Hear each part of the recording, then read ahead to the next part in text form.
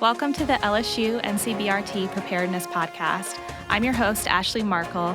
I am a curriculum development specialist here at NCBRT, and I work in collaboration with subject matter experts to create valuable and timely training for the responder community. The National Center for Biomedical Research and Training provides mobile training to both the national and international emergency response community. This series covers an officer-involved shooting in which one officer lost his life and another was critically wounded. So please take care when listening. Welcome back to the podcast. Today, we're beginning a new series called The Call That Changed Me. We're joined today by Sam Shurley, who we've had on the podcast before, and we'll explore an experience he had that changed him both personally and professionally. So welcome back, Sam. Thanks for having me. To start us off, can you tell us a little bit about yourself? I know you've been on the podcast before, but just refresh our memory. Sure. I am recently retired from the Austin Police Department in Texas. I retired and spent the last 3 years in my service as the Special Operations Commander of the Special Operations Division, which encompasses our full-time Tier 1 SWAT team, our Explosive Ordnance Detail, the Bomb Squad, and they're part of a task force that encompasses 13 counties in central Texas.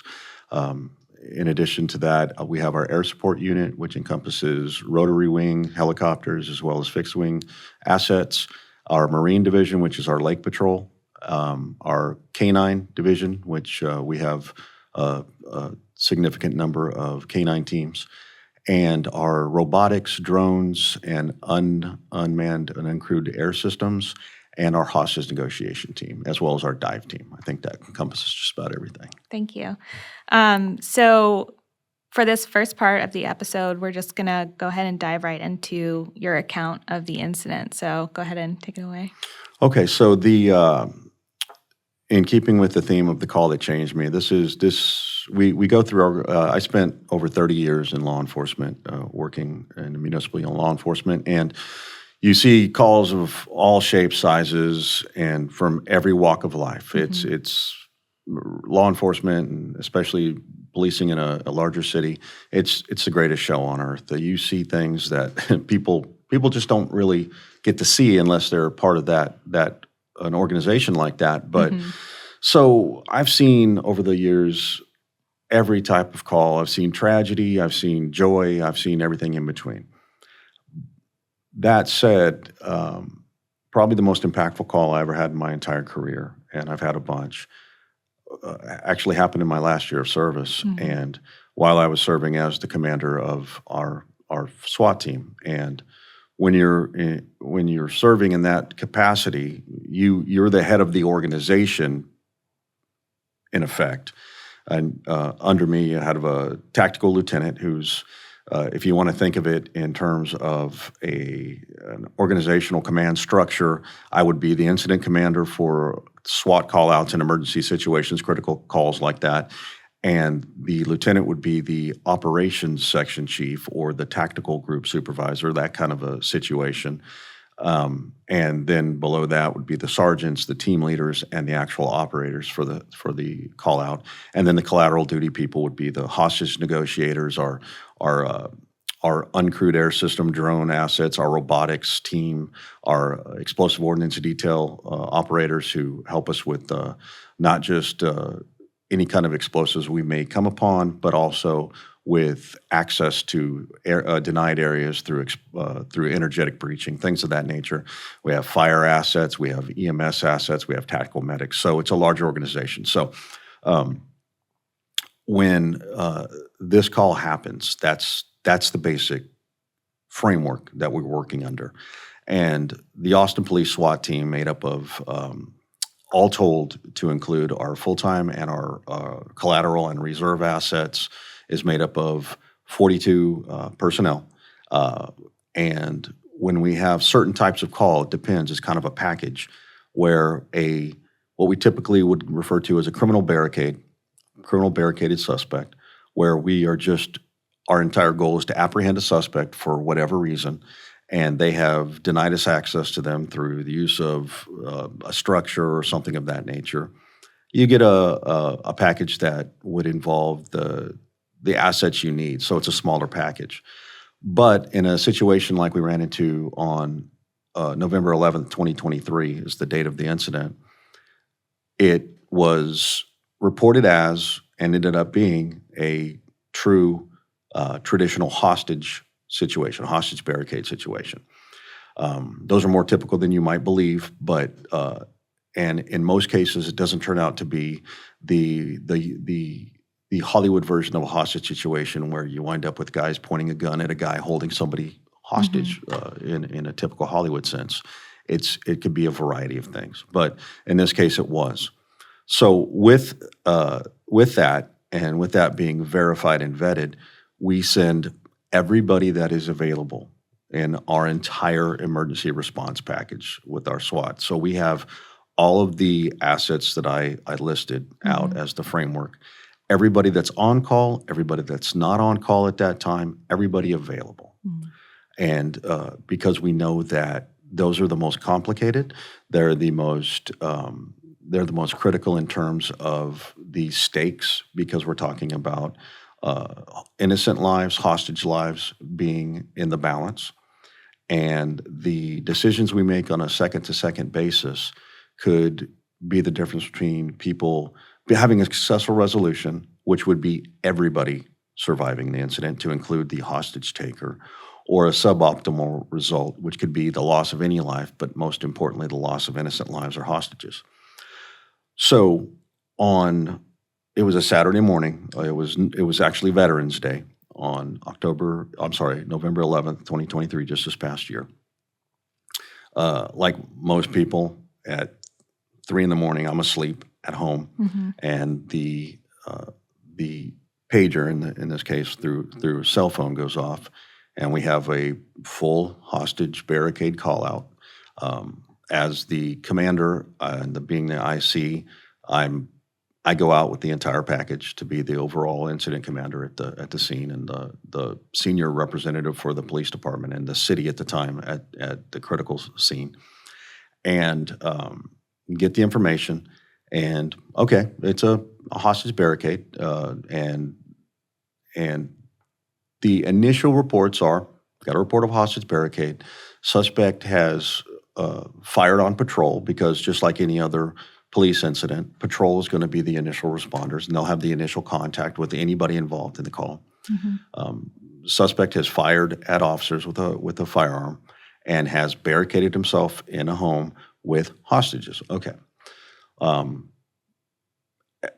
Escalated already, that we know that we have a serious problem, and it's not given to delay. It's not given to half measures. Not that anything is, but certainly not in this case. So we need to expedite our response and get there as soon as we can. And it's in the southwest portion of Austin, which is a traditional residential area, and where this is. And it is in a home off of a couple major arterial streets.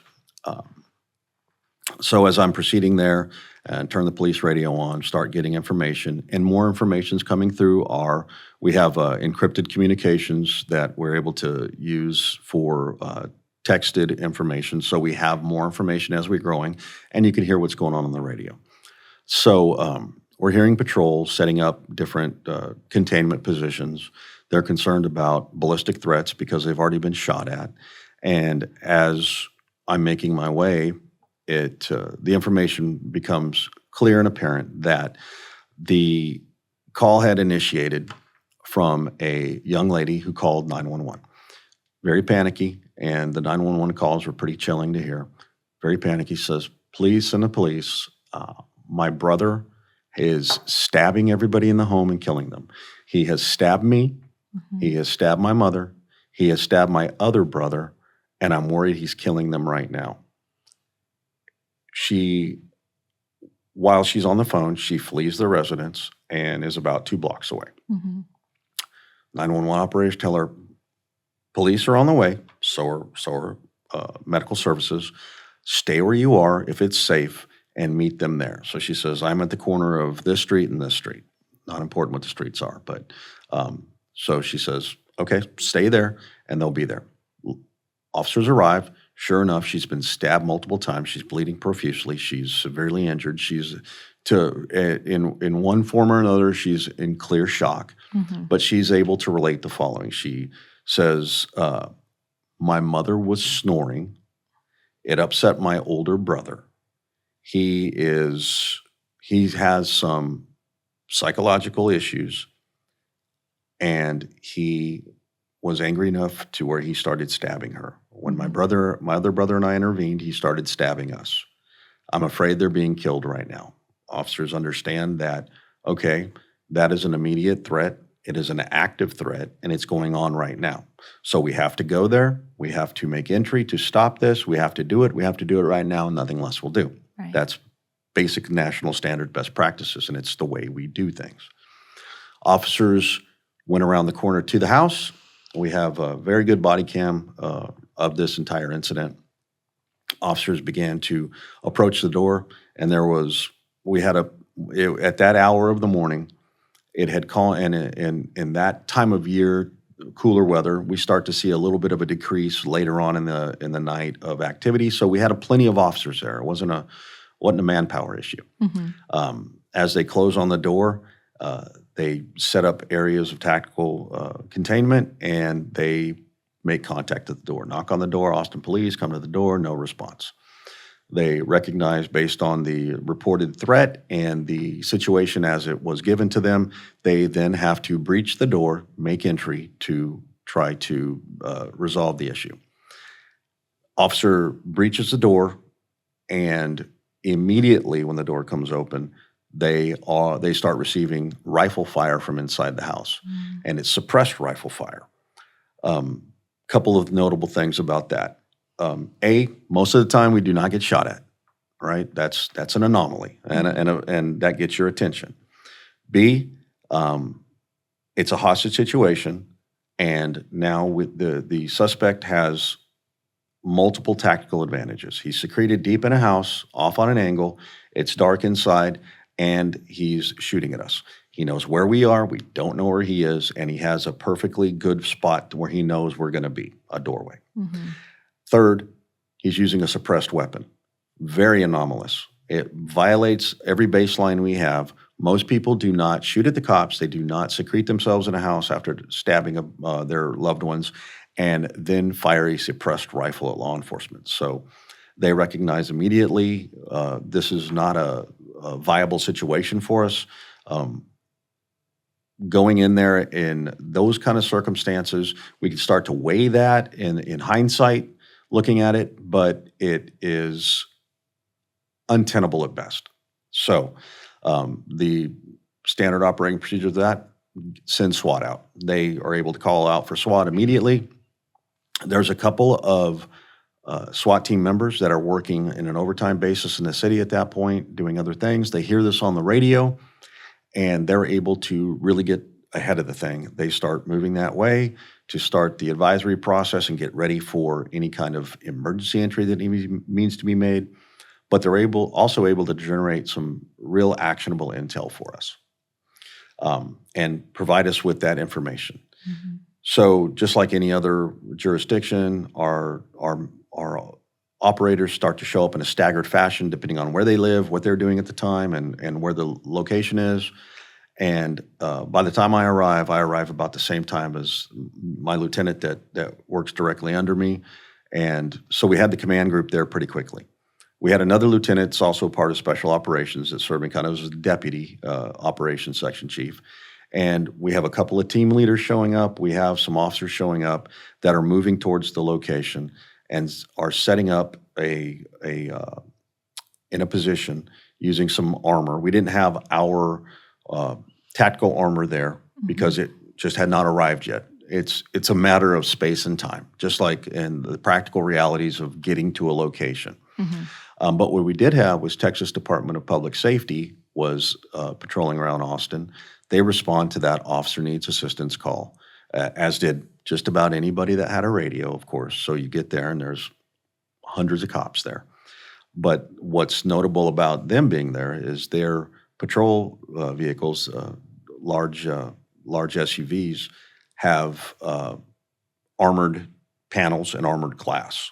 So they offer some ballistic protection. So it's parked right outside in front of the residence. The operators that we had there were able to seek cover behind it and start getting eyes on the residents and start getting us. It was in effect a lack of intelligence, but because we didn't have any actionable intelligence, it was a dark house with no sound coming from it. Front doors wide open, but they were not able to see anything. So while our team leaders are getting ready, our command group is setting up our command post and getting ready to make some informed decisions going forward. This is all happening very, very fast. It's all happening in a very dynamic and fluid fashion. It's all happening simultaneously. There's no period where we were able to stop, catch our breaths, and start drawing plays up. We know what the play is. Okay, this is a crisis entry situation. It's an ongoing hostage situation, an ongoing active attack in effect. So you don't have the luxury of time. You have to have trained, prepared, and gone through this numerous times, which we have, and so that all parts are able to move in one direction with one voice and one thought process. And so our prior preparation, our prior training really worked to our advantage and paid dividends in the end, even though we had a suboptimal result. So as we were preparing for that, our team leaders came up and said, unless we're missing something, we have a hostage situation where we have reported that we have people that are 100% reported to be critically injured inside, possibly having their lives threatened in the fact that they have been the victims of a stabbing, and that is a red line for us. If that's happening, then we have to go. And they said, unless we're missing something, we have to go immediately upon arriving. He said, we don't see that you're missing anything. Go ahead and move forward with he said, we have a plan to make immediate entry, and here's the plan. I won't go into any tactical, our tactics, techniques, and procedures, our sources and methods, but I will say that they had a viable tactical plan that works great whenever we put it into place. As we start to set up the command post, generate further information, put the pieces in place that need to be in, they have to have a minimum number of people to make tactical entry, because doing it in a lesser fashion would probably exacerbate the situation and make it worse. And then we might have more people injured. We might have another situation where now we're conducting an officer rescue. So we have to have a certain minimum number. So as the team leaders arrive at that forward last cover and concealment position behind the Texas DPS patrol vehicle with the other operators that were already there, they had enough people. They let us know via radio, and it's about a block and a half, maybe 2 blocks away from us. For lack of exact distance, maybe a quarter mile, maybe not even that far. They let us know we've got our team set. We're making crisis entry. Okay. Now, we've heard this a million times. It doesn't usually happen this quickly. It can and it does, but this was one where events are moving very rapidly. So unless we are able to stay up with that, then we're behind the 8 ball. Well, we felt confident that we were up on it. The suspect had dictated the pacing of it. There's nothing that we can do about that. Unfortunately, in situations like this, our adversary, the suspect, the object of the entire thing has a vote.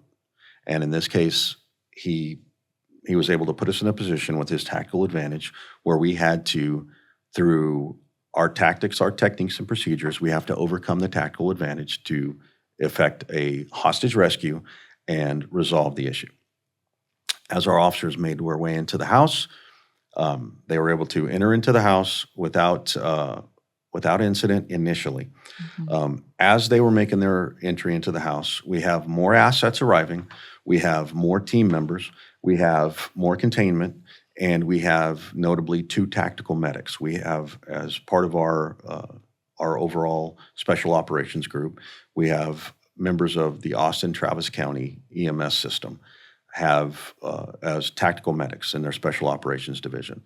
They have been through our SWAT school. They train with us constantly, and they're extraordinary paramedics, and they have as much tactical emergency casualty care training as you can get. They are squared away and super capable. They arrive on the scene, and they stay outside until they're called in. The initial clearance of the house begins, and the team splits up as you would expect because there's different areas of the house that have to be cleared. Mm-hmm. And they're able to get to one back bedroom, and they find Mom. Mom is down. She's clearly, as clear as we can see, she has no signs viable with life. Mm-hmm. And they get to the garage, and as they're clearing the garage, another couple of team members come upon an area of the house that is a hallway leading off of a kitchen, and it's a normal residential structure with 4 bedrooms, but it's been subdivided into multiple bedrooms because apparently they had family members who would stay with them from time to time. Mm-hmm. So a couple of things notable about that is we're thinking, where are all the heads that go on these pillows? You're thinking, there's a lot of beds in here. How many people are in here? So we found Mom, and she's one reported victim. We are now looking for a suspect, mm-hmm. and we're looking for the other brother. But we're not sure that's all there is in there because we have gotten this reported from a young lady who is in shock, wounded to the point where she's lost a lot of blood. So we're keeping our minds open as to what else can be going on in here. So they get to this little knot of bedrooms and a hallway leading off of the kitchen, and you have 2 bedroom doors and a bathroom door on the left, and then you have a door that leads into a laundry room and then further into a garage to the right. Mm-hmm. And this is all in one small hallway where it's not amenable to have a lot of people there. Right. So they're working their way through that, and this little cluster, it's a little warren of rooms, if you want to describe it like that. And they're able to get operators into the garage and laundry room. They're able to get operators into the bedroom. That's the furthest bedroom, and they're able to get operators to check the bathroom. There's one door in the middle of that is closed. When they try to open the door, it is not locked, but it's barricaded. So we're unable to push the door open. Okay, on a hostage rescue, we're going to enter into and clear every room, so it becomes necessary to breach that door. They use techniques to breach the door, and in this case, I'll let you know that it was a shotgun breach, which is a common practice, especially in a high-risk situation like that, where time is of the essence. So one of our team leaders shotgun breaches the door from the hinge side, and the reason that becomes important will be apparent in a moment. Is able to defeat the hinges. The door still is not coming down. An operator on his left begins to physically push the door down with his leg. And the door falls from the top to the bottom, almost like there's hinges on the bottom of it. But it's not the case, so we're aware that something is at the bottom of the door, keeping it from opening. Mm-hmm. First thought that went through people's minds, and the first thought on watching the body cams, and our operators have body cams and helmet cams. So we have extraordinarily good, and they're audio, visual, and they're digital, and they're extraordinarily good quality. So we know what happened on a second-to-second basis from everybody's perspective. Right. The concern was in that moment, although it's not so much a concern as it is a problem. Mm-hmm. At that moment. We're worried that there's possibly a dead body that is blocking the door. That is a victim. Door comes down, and as soon as it comes down, pitch black room. Suspect begins firing from a deep position within the room with the weapon. And let me backtrack just for a moment.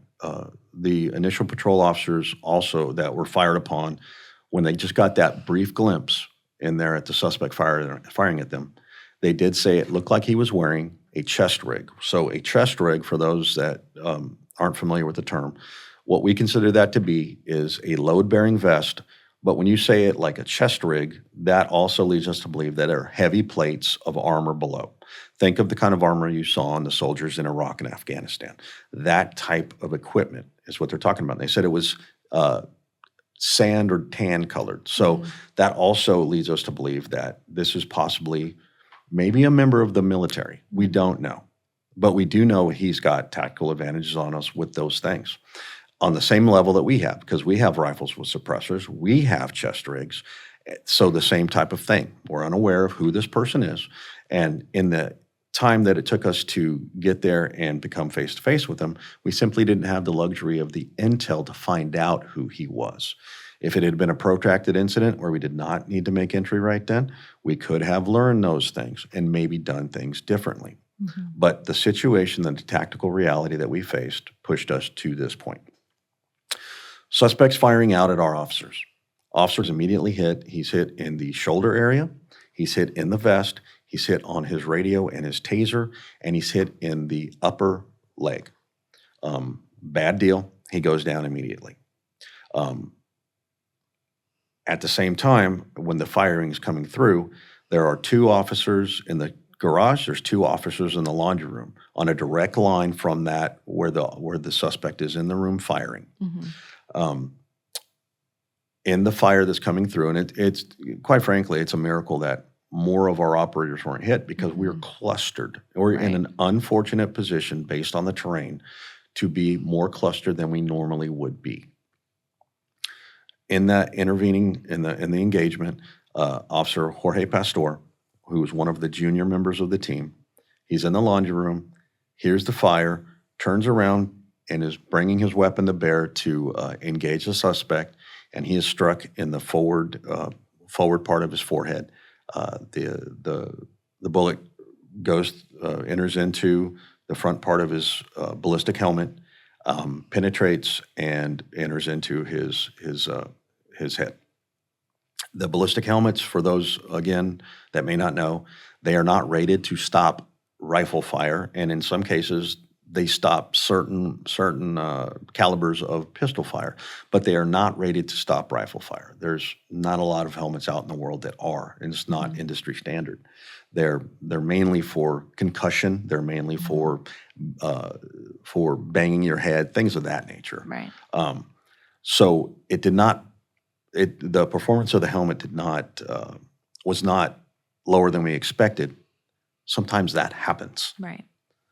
And Jorge was killed immediately. And he goes down. Okay, so black swan event. At no time in my career and at no time as the special operations commander did it occur to me that we were not invincible. I looked at my guys, and I still do, as the highest level of professionalism, the highest level of capability, and the highest level of heroes you can get. And I still do.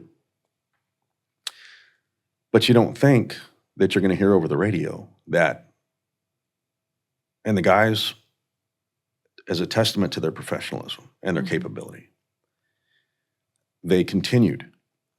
They were able to get over the radio that they'd been engaged. And in the immediate seconds following Jorge being hit and going down, it didn't stop the train. It didn't stop the situation. And it didn't stop what was happening. Because the most important thing, keep this in mind, the most important thing is putting ourselves between the suspect and the hostages. Our goal still is to create separation between the innocent persons, the hostages, and the suspect, so that the suspect cannot do that to innocent people. That's the job. That's our duty. That's our mission, and we take it very seriously. So, team leader and sergeant who is coming out of the bathroom at this time, and an officer who had to step over Officer Pastor, fill that space, and begin returning fire on the suspect. They report to us, and we see through the body cam that the suspect is in a crouched position.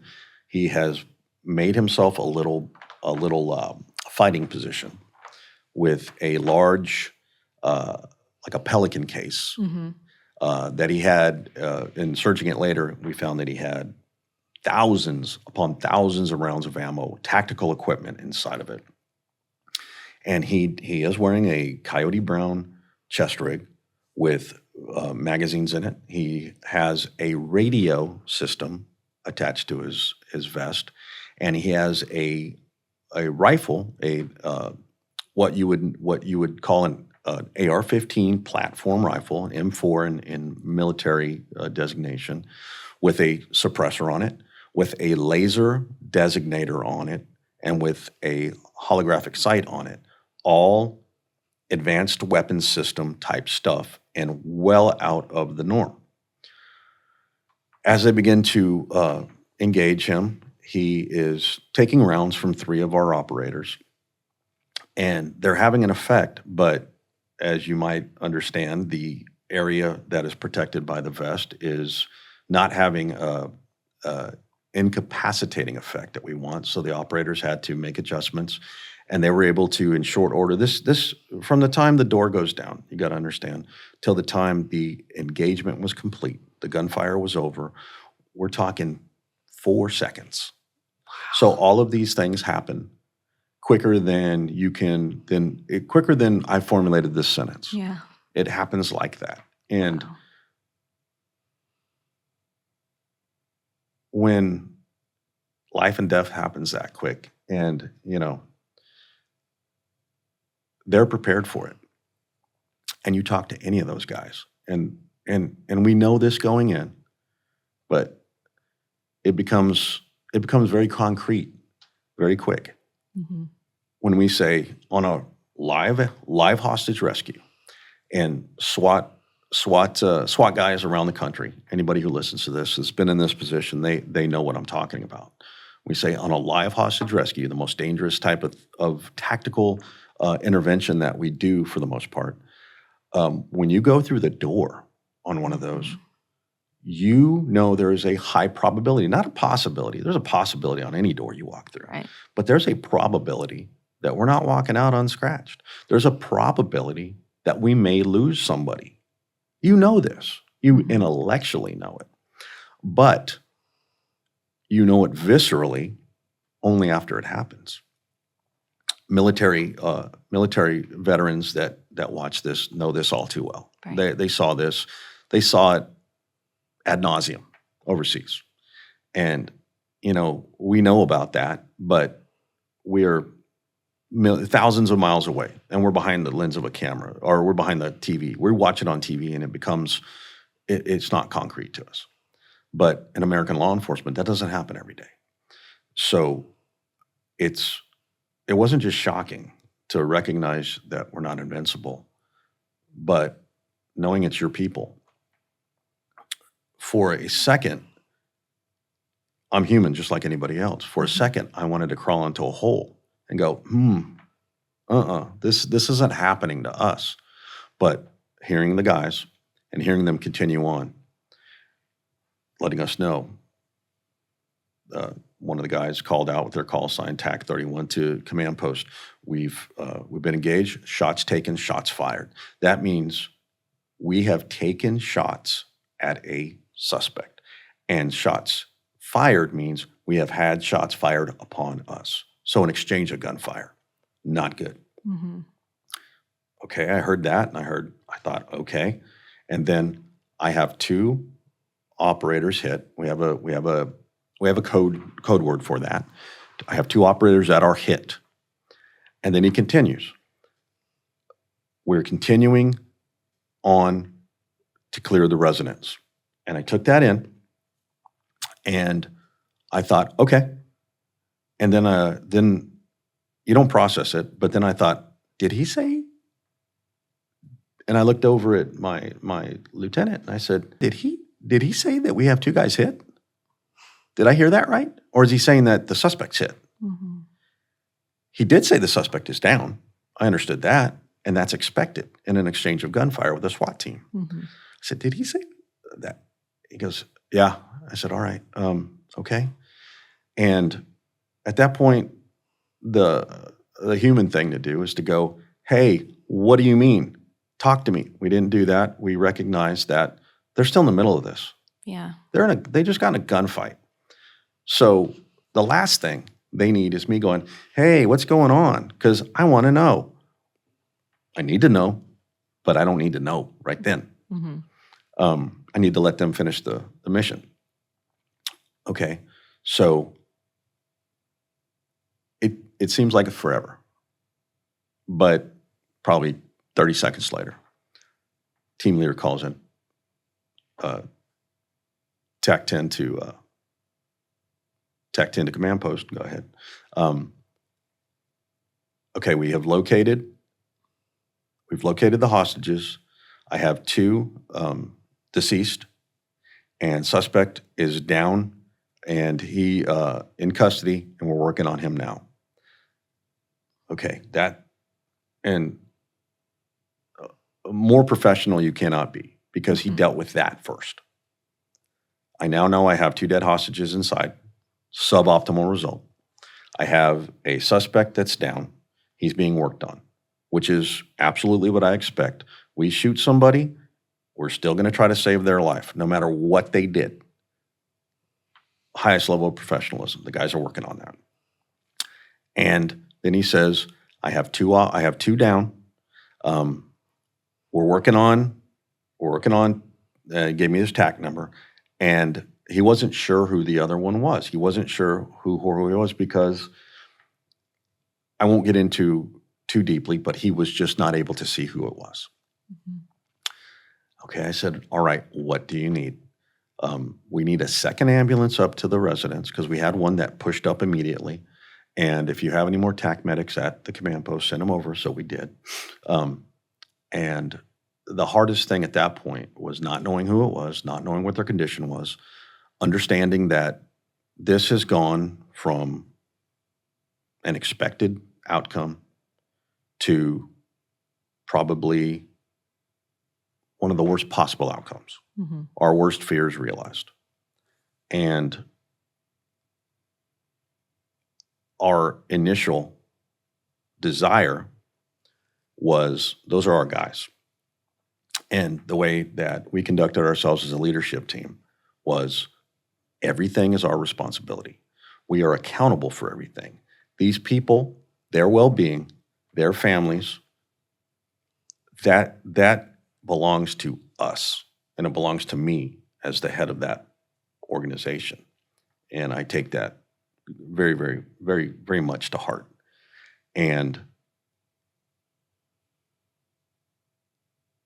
I wanted to get there and to physically see my guys, put eyes on them, and speak to them face to face.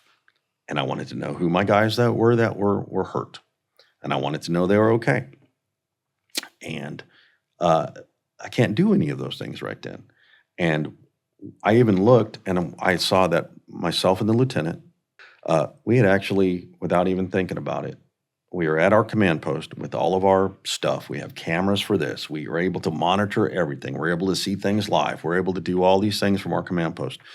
We had somehow, without even thinking about it, no conscious thought, moved about 50 yards down the street, closer to we both recognized, said, hey, that's not our place. Let's get back to the command post. These guys need support. So we began to do that. As things progressed, more assets are rolling up, and here comes our armor. Here comes more assets. Now we have a helo above. We have the radios going. The patrol radio, which I'm hearing on the patrol supervisor who's there, is going crazy. My phone's ringing with people that are that I don't need to talk to right now. People that are not involved in this immediate thing, I don't need to talk to them right now. So I'm ignoring that, and we're just trying to manage this situation. We're trying to lead our way through this situation. We're trying to figure it out ourselves, because we're just regular dudes, and we're finding ourselves in a situation we had never been in. I've been a cop for 30 years. I've had people die. I've seen people die in front of my eyes. I've seen officers shot. I've been involved in shootings. I've done all those things. But I have never had one of my men, my people, and I'm scared to death right now that I've lost people. And it's truly just a hollow, dark place that I didn't know how to get out of. And not knowing was part of the worst. So let's take a break. Yeah, let's take a break. And we'd like to dedicate this episode in memory of Jorge Pastor. So thank you for joining us today for part 1 of this series. Thank you to Sam for joining me. Next time, we'll dive a little bit deeper into the immediate aftermath of this incident. So make sure to join us next time. If you have any questions or topic suggestions for future episodes, please send us an email at podcast@ncbrt.lsu.edu. Make sure you subscribe to the LSU NCBRT Preparedness Podcast wherever you listen to podcasts.